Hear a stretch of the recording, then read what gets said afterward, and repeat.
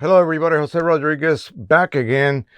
I haven't been on this whole week because I had my second stage of my surgery on my lower and right jaw just the other day.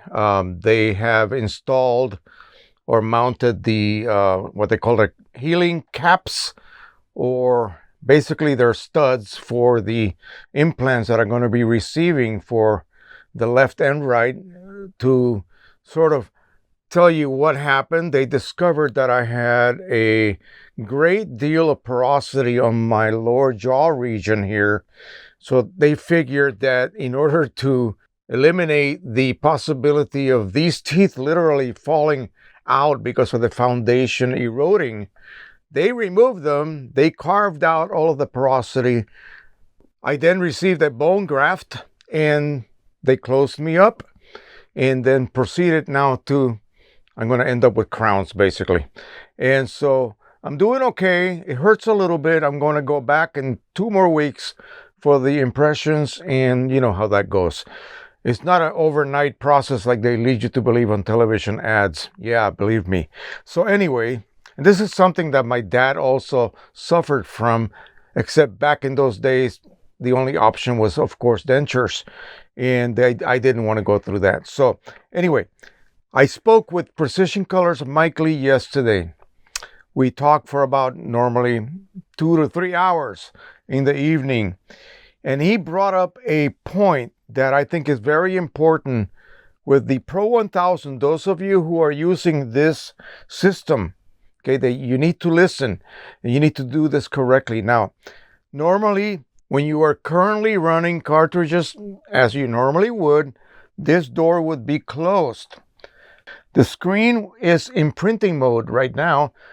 And how is that possible, you may ask? The door is literally open. Well, we have fooled the optical sensor. There's a little piece of cardboard that is shaped a specific way, and I have it inserted, and that blocks that optical sensor, which then tells the printer that the door is actually closed. But in reality, of course, it's open. And the reason for that is, look at all this cabling. And besides that, the sensors literally will block the door from being closed. And so what's happening is that many people are making this mistake. They are removing cartridges without first opening the door. And by that I mean removing the sensor block, little piece of a fooler, we call it the fooler, and that will then set the printer in cartridge change mode. Okay? And then once you get done changing your cartridge, refilling it, or whatever that may be, you put the cartridge back in, you reinsert the fooler, you block the sensor, and the printer goes into printing mode again. It believes that the door indeed has physically been closed. Always remember to do that.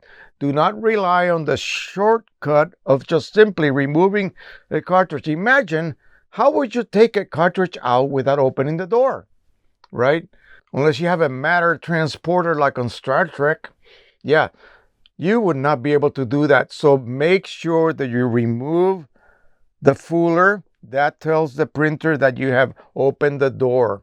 Remember, the door is always open. Now, one thing that could go wrong, especially if you decide to disable your chips.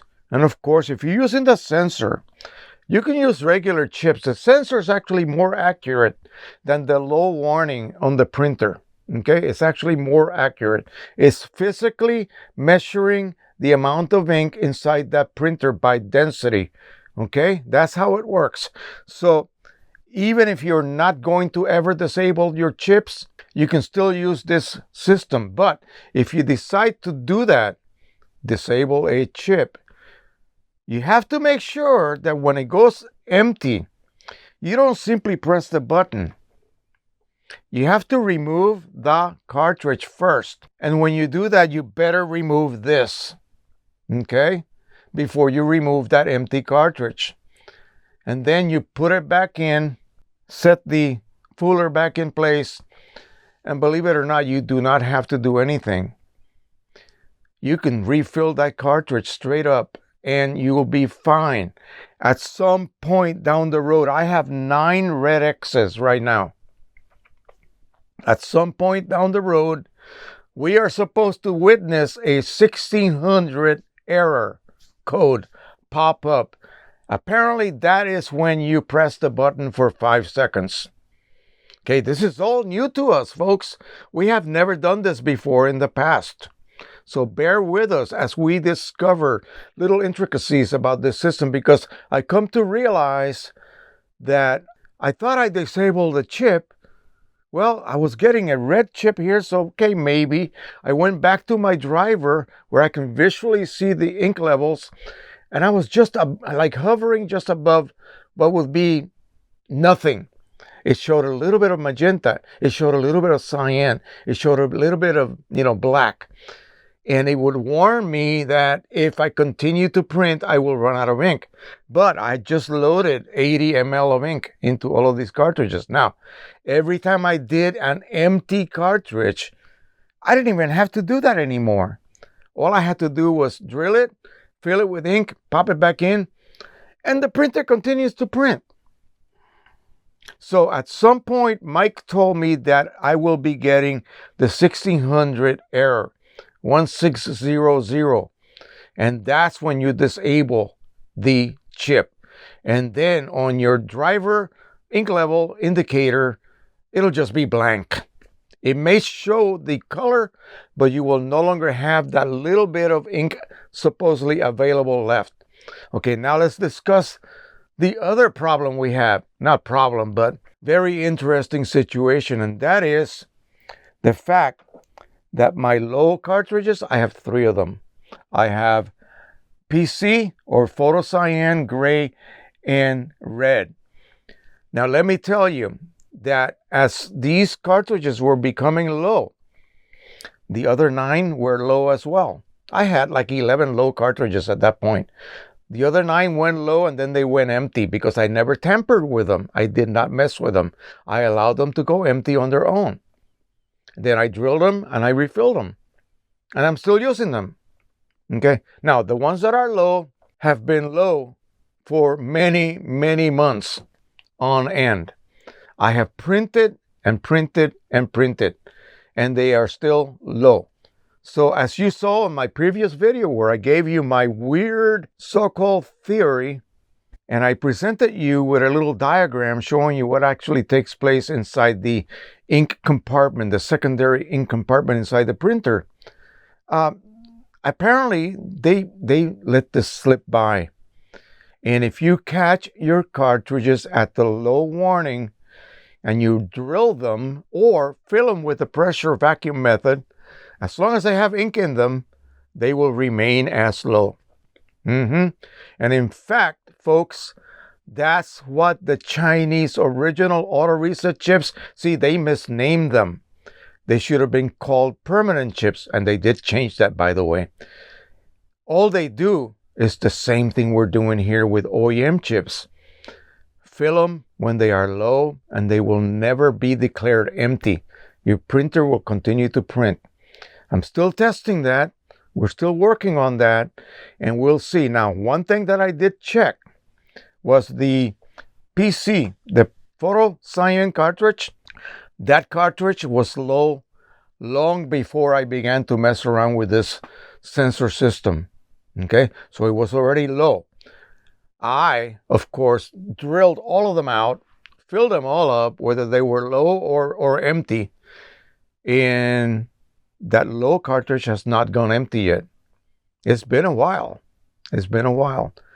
And so I decided to weigh it the other day. So I removed the little fooler. The screen went into cartridge changing mode. I removed the cartridge. Then I realized, wait a minute, the cable needs to be loosened from the little cable management clip over here. So I did that, brought the whole unit forward, removed the sensor, and I just weighed the cartridge. Now, the full 80 ml load on a cartridge such as this will give you 112 gram weight. Okay? So if empty is 32 grams, then that means that at 112 you have a full load. Well, I was down to about 98. Now let's analyze what that means. 14 grams of ink have been used since I filled it with 80, okay, to a total of 80. So 112 grams, in other words, total weight. Let's not get confused here. So I went from 112 the minute I installed this whole system. Now it weighs 98. I have used 14 grams of ink. Now, when a cartridge goes low, untampered cartridge goes slow, and you weigh it, it may weigh around 44 grams, 46 maybe. Depends on when that triggering takes place. That means that it's like from 14 to 16 grams of ink left in a cartridge. You follow me? Left in the cartridge when the low warning is triggered, and that is the yellow Y, okay? And so I'm thinking if I print a few more 13 by 19s, I will exceed what the low warning volume triggering point would be. Okay, I don't have to run this until my light comes on my board. I really don't have to. All I got to do is prove that I have used enough ink where the low warning would be triggered at that point, and I've used enough ink so that it should have been empty by now. But it's not physically empty. And my low light is still low. It has not changed to empty. The reason is that internal compartment and the way the sensors work. So for an explanation on that, because I don't want to repeat myself, I do that too much already. For my explanation, go back and view that video, my crazy theory about the Pro-1000. And I show you this little diagram right here. And this is what Mike told me is taking place internally. It makes total sense. It really does when you really think about it. Okay. Now, if at some point I am proven wrong, then fine. This was a lot of fun to do. But so far, I don't think so. Because the other colors have been at low even longer. And I'm talking maybe 6, 7, 8 months ago. Now, I have not been printing a lot, but recently, since I installed this system, I've been churning out all kinds of prints on this printer. And so far, those 3 low cartridges, by low, I mean the chips claim that they are low, even though the cartridge is full of ink, or at least above what would be the triggering point. They have refused to go empty. So now that might be an option for you guys. Okay. Now, you guys may be a little bit worried about doing that. Okay. And the reason I say that is that you would have to drill out your cartridge before it's empty. That means you have ink inside. Now, some of you are worried about a chip of plastic getting inside your cartridge. Well, that may happen or may not happen, and very likely it will not, because drills have a reverse helix. They pull out the chips. When you're drilling wood, the chips are being pulled out on that reverse helix. And if you follow my instructions on how to drill this properly, you should not have any problems at all.